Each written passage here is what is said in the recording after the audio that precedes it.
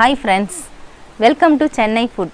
வீட்டில் இருக்கக்கூடிய வெஜிடபிள்ஸை வச்சு ரொம்பவே டேஸ்டான அருமையான வெஜிடபிள் ஃப்ரைட் ரைஸ் எப்படி செய்கிறதுன்னு பார்க்க போகிறோம். வாங்க பார்க்கலாம்.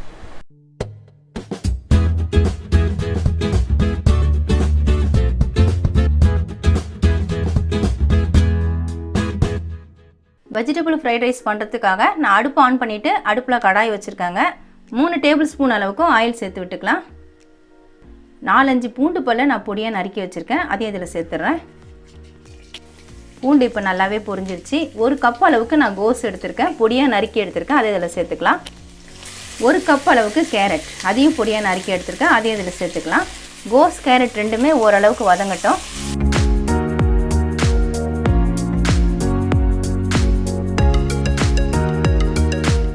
கோஸ் கேரட்லாம் ஓரளவுக்கு நல்லாவே வதங்கிடுச்சு. இப்போ குடைமிளகாயை சேர்த்து விட்டுலாம். நான் ஒரு பெரிய குடைமிளகாயை பொடியாக நறுக்கி வச்சுருக்கேன், அதை இதில் சேர்த்துக்கிறேன். நீங்கள் பீன்ஸ் சேர்க்குறதா இருந்தால் கோஸ் கேரட் சேர்க்கும் போதே சேர்த்துக்கலாம்.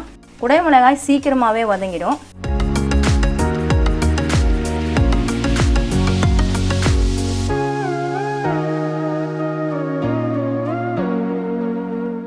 வெஜிடபிள்ஸ்லாம் எப்போவுமே சேர்த்து விட்டோன்னா 2 நிமிஷம் இல்லை 3 நிமிஷம் நல்லா வதக்கிக்கோங்க. நல்லா வேகணும். 50% வெந்தால் போதும், 100% வேகணும்னு அவசியம் இல்லை. இப்போ ரெட் சில்லி சாஸ் சேர்த்து விட்டுக்கலாம். நான் 1 ஸ்பூன் அளவுக்கு எடுத்திருக்கேன். 1 ஸ்பூன் அளவுக்கு சோயா சாஸ், அதையும் சேர்த்துக்கலாம்.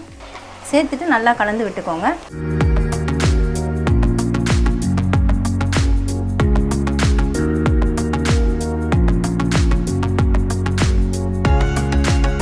சாஸ் சேர்த்து விட்டுட்டு 1 நிமிஷம் போல் நல்லா கலந்து விட்டுட்டேங்க. இப்போ நம்ம பாஸ்மதி அரிசி சேர்த்துக்கலாம். பாஸ்மதி அரிசி நான் ஏற்கனவே வேக வச்சு நல்லா ஆற வச்சு எடுத்துருக்கிறேன். நீங்கள் பாஸ்மதி அரிசி வேக வைக்கிறதுக்கு முன்னாடி 1/2 மணி நேரம் ஊற விட்டுடுங்க. ஊற விட்டுட்டு அகலமான பாத்திரத்தில் ஒரு 1/2 பாத்திரம் தண்ணி எடுத்துக்கோங்க. அதை அடுப்பில் வச்சு தண்ணி நல்லா கொதிக்கணும். 1 ஸ்பூன் அளவுக்கு ஆயில், 1/2 ஸ்பூன் சால்ட் சேர்த்துருங்க. அதுக்கப்புறமா ஊற வச்சு அந்த அரிசியும் அதில் சேர்த்துருங்க. 70% ரைஸ் வேக வச்சு எடுத்தால் போகிறோம். இந்த மாதிரி நல்லா உதிரியாக இருக்கணும். ரைஸ் உடையக்கூடாது, நல்லா உதிரியாக இருக்கணும். ஃப்ரைட் ரைஸ்க்கு எப்போவுமே இந்த மாதிரி உதிரியாக ரெடி பண்ணி எடுத்துக்கோங்க. இப்போ இந்த ரைஸை இதில் சேர்த்து விட்டுடலாம். நல்லா தண்ணி வடித்து ஆற விட்டுட்டிங்கன்னா ரைஸ் நல்லா உதிரியாக இருக்கும். ரைஸ்க்கு தேவையான பெப்பர் பொடியை சேர்த்து விட்டுடலாம். கொஞ்சமாக சேர்த்து விட்டுறேன். நான் 1 ஸ்பூன் அளவுக்கு எடுத்திருக்கேன். நீங்கள் எவ்வளவு ரைஸ் எடுக்கிறீங்களோ அதுக்கு தகுந்த போல் சேர்த்துக்கோங்க. 1 ஸ்பூன் அளவுக்கு நான் சால்ட் எடுத்திருக்கேன். சால்ட் நம்ம இது வரைக்கும் சேர்க்கலை, ஏற்கனவே சாஸ்லலாம் சால்ட் இருக்கும், அதனால் பார்த்து சேர்த்துக்கோங்க. இதையும் சேர்த்துலாம். நல்லா தூணா மாதிரி சேர்த்துக்கோங்க, அப்போ தான் நல்லா மிக்ஸ் ஆகும். இப்போ பொறுமையாக கலந்து விட்டுக்கலாம். ரைஸ் உடையக்கூடாது, பொறுமையாக மிக்ஸ் பண்ணிக்கோங்க.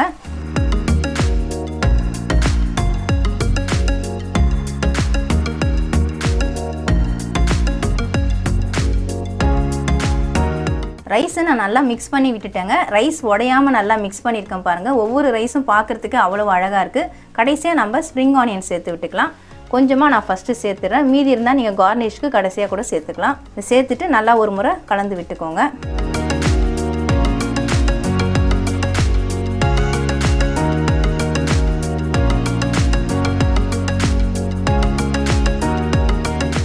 அவ்வளவுதாங்க, அருமையான வெஜிடபிள் ஃப்ரைட் ரைஸ் ரெடி ஆகிடுச்சுங்க. வீட்டில் இருக்கக்கூடிய காய்கறிகளை வச்சு ரொம்ப ஈஸியாக நம்ம ரெடி பண்ணிட்டோம். ரைஸ்லாம் பாருங்கள், ஒன்றும் எவ்வளோ நீளமாக அழகாக இருக்குது. ஒரு ரைஸ் கூட உடையில.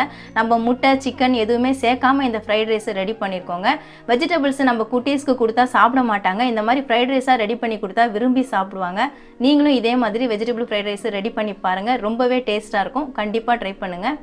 வீட்டில் இருக்கக்கூடிய வெஜிடபிள்ஸை வச்சு ரொம்பவே டேஸ்டான வெஜிடபிள் ஃப்ரைட் ரைஸ் எப்படி செய்கிறதுன்னு வீடியோவில் பார்த்துருப்பீங்க. ரொம்ப டேஸ்ட்டாக இருக்குங்க. கண்டிப்பாக ட்ரை பண்ணி பாருங்கள். உங்களுக்கு இந்த வீடியோ பிடிச்சிருந்தா லைக் பண்ணுங்கள், ஷேர் பண்ணுங்கள், சப்ஸ்கிரைப் பண்ணுங்கள். சப்ஸ்கிரைப் பண்ணவங்க மறக்காமல் பெல் பட்டனை கிளிக் பண்ணுங்கள். இந்த வீடியோவில் ஏதாவது டவுட்ஸ் இருந்தால் கமெண்ட்ஸில் கேளுங்க. உங்களுக்கு ஏதாவது ரெசிபி வீடியோ வேணும்னாலும் கமெண்ட்ஸில் கேளுங்க. நமக்கு இன்னும் 2 சேனல் இருக்குங்க. அந்த சேனலுக்கான லிங்க் நான் டிஸ்கிரிப்ஷனில் கொடுத்துருக்கேன். நீங்கள் லிங்க்கை கிளிக் பண்ணி சேனலை ஓப்பன் பண்ணி பாருங்கள். உங்களுக்கு இந்த சேனல் பிடிச்சிருந்தா சப்ஸ்கிரைப் பண்ணிக்கோங்க. நன்றி, வணக்கம்.